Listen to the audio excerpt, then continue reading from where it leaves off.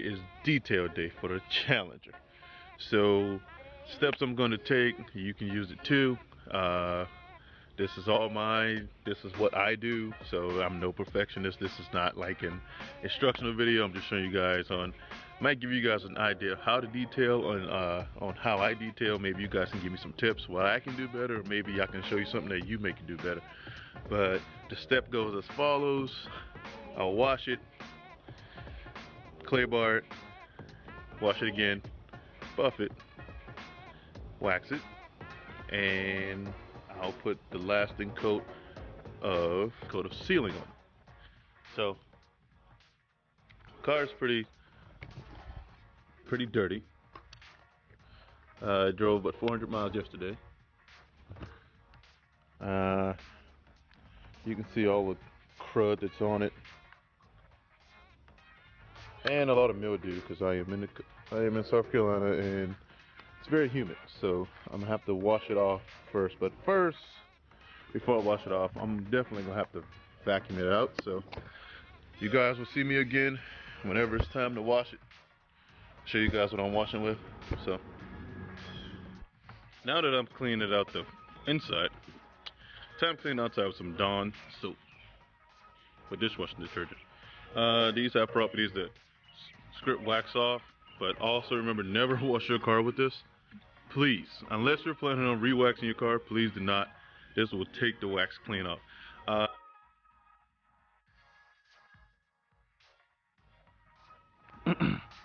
want to show you guys something cool.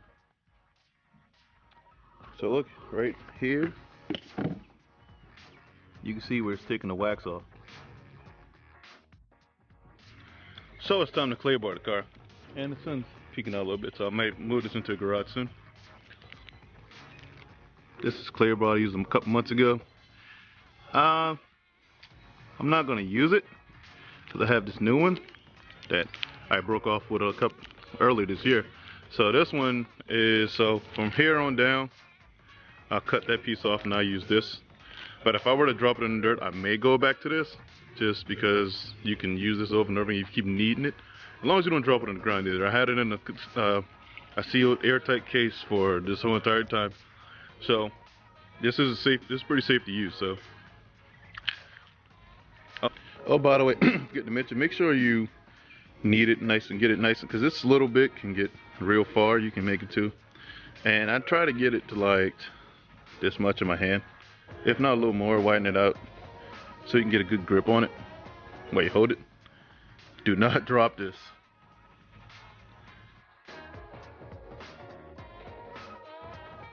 Not sure you guys can see it or not, but this is half of the car after being clay bar. That's just horrible. Picked up some friends along the way. So let's finish.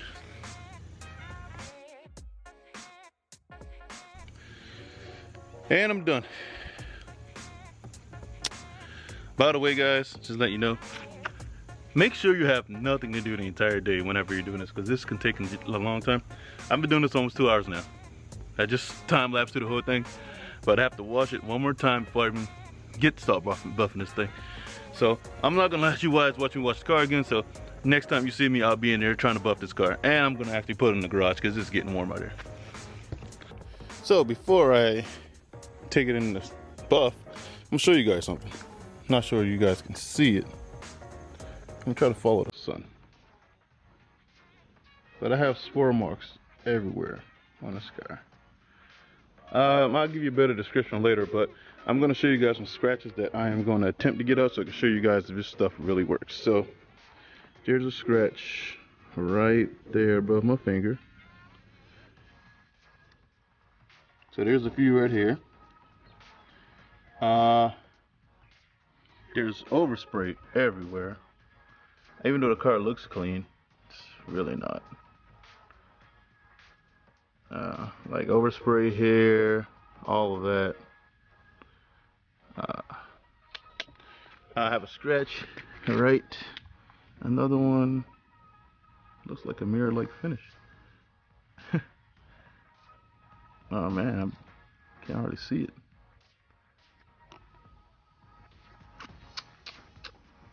All right, Well, since you guys can't see, there's a scratch right here that goes along this line. I'm trying to get in the dark of the light, but the car's reflecting pretty well. Kind of impressed. But yeah, I'm not sure if you guys can actually see the swirl marks yet. But like, there are like little nicks here, there. Yeah. Well, people nick my car, which I hate parking in the parking lot. My goodness, I hate it so much. But right here is one of them, excuse me. Paint transfer just a little bit. Probably a scratch as well. That, I'm definitely gonna try and take that off. It's kind of hard with it being on the bin, but like, see how that light's so distorted right in this area? Every time I turn the camera, it runs away. But yeah, it's so distorted because of all the swirl marks. So we're gonna try to get an even shine. So today I am using the Porter cables. Forgot which model, but I had this thing for a year now. I'm using the Porter cable. I have the black pad, white pad, orange cutting pad, white cutting pad, and it's the polishing pad. I left the other pads at home. For reasons I don't know why. I'll be using V38 final polish, and I'll be using the V36 the cutting polish. This will be on orange, this will be on white, and I'll put my wax on here, which I lost for a minute. So yeah, orange, white. This would be white, orange. And this is the polishing conditioner. You spray on this a couple times to get the nice and moist on it, so you won't have to be scratching up your car.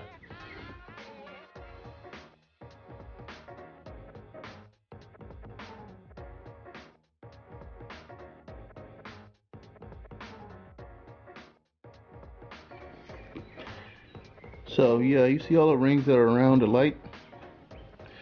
Those are called swirl marks. And my car has a lot of them. So, definitely gonna try to get those out right now. So, let's unplug this bad boy in. You're gonna start off with this Hex Logic pack, orange pad, cutting pad, you know, to get all the grimes up. It's kind of wet right now. But these pads are durable. Just watch how you use them. This is brand new because I actually tore one up by not listening when they say do not use this without applying pressure on something. So don't free spin this at all. I'm not even going to demonstrate it, so I don't want to pay a pain. These are pretty pricey. These are 10 bucks a piece. So let's not try to break this again. So the car's nice and ready to go. I am going to start with the cut and polish V36. Oh, doesn't have a little thing in it. So, as instructed by the chemical guys, and actually what I found to be quite useful is you just put on the dab here, dab there. Oh, that's a little too much, but like you said, a little does go a long way. It smells great, by the way. It smells like cotton candy, bubble gum. So here's what I'm going to be doing, showing you guys this one right here. So I don't have any painter's tape, so what they instruct you to do, you go over a spot, just pop it down, pop it. To start, you're going to start off on setting 1. Make sure it spins. So you want to press down. They say 5 pounds of pressure, but just make sure it doesn't move off too much. So what you want to do is you want to just start like this. You want to spread it nice and even. First you're going to go like overlapping up and down. You're going to go across. Oh, by the way, I meant to show you guys. I don't know where I put it. I didn't show where I sprayed the conditioner on, but I actually sprayed the conditioner off camera. So for you guys say, hey, you're cutting with a dry pad, you're wrong. So see how I went up and down, across, whatever. So now I'm getting the setting to the max setting, which is 6, and I'm gonna do the same exact pattern, you know, just at a different speed.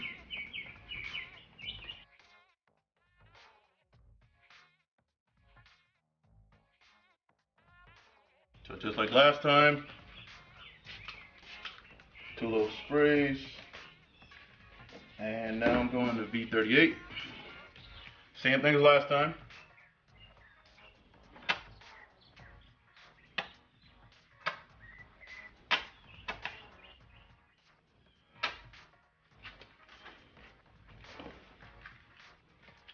Same thing as last time, guys. Make sure it's back to 1, by the way. Don't want to start.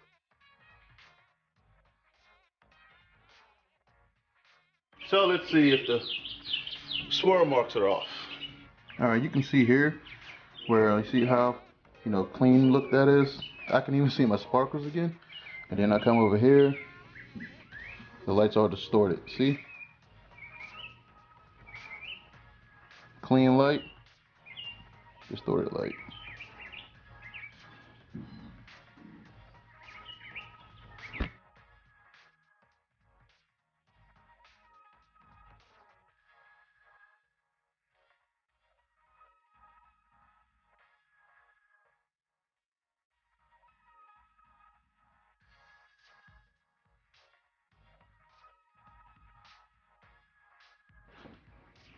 Well guys, we have a problem.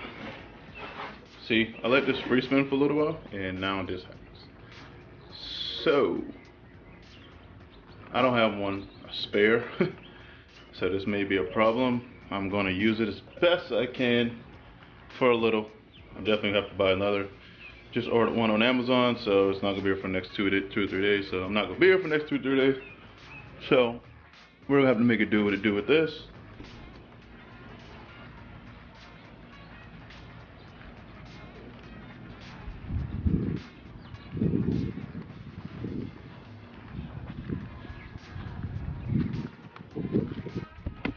Alright guys, now it's finally over. I am finished. Still have to wipe it down a little bit. It is now 2:40. I was on the thing 8 o'clock this morning. So here's my final results. Let's get a little closer.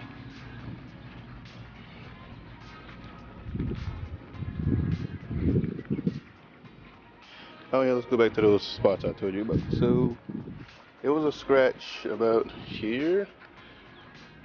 It is now gone. And this is the door thing that was here earlier, and now it was a scratch here in this area. It is now gone. I can't even find it. So I would say that it works perfectly. I've used this countless of times, and this is my final result of it. And give me a second. So it does work, and I highly recommend those guys. It's gonna be a long week. The car looks pretty clean from a distance, but yeah, got all the scratches up. So I believe that the price of the holder cable was $120, and the rest of the stuff. By the way, I lost my white buffing pad, hex pad, whatever, hex logic pad. Whoever makes those, please do better, because my white one, I have to buy a new white one now. So I'm gonna make a fix for that sooner or later, but luckily I use my black one instead. Hopefully you guys don't crucify me for that one again. The black one's was actually my finishing pad, but I used it as my second buffing pad. It didn't really did me too bad, so I'm happy. So this is the end of the video. And if you guys know, if you haven't been here before, hit that subscribe button, and I'll make sure I have a lot more coming. But Chemical guys, buffing pad, V80, V38, V36 works perfect. And I finished with some Meguiar's Black Magic. It's a liquid foam wax. I always use it. I like Meguiar's stuff, and the clay bar is actually more Meguiar's as well. So finishing up, enough talking. See you guys soon. Make sure you like this video, subscribe to this channel. I have more stuff coming along the way. Bye bye.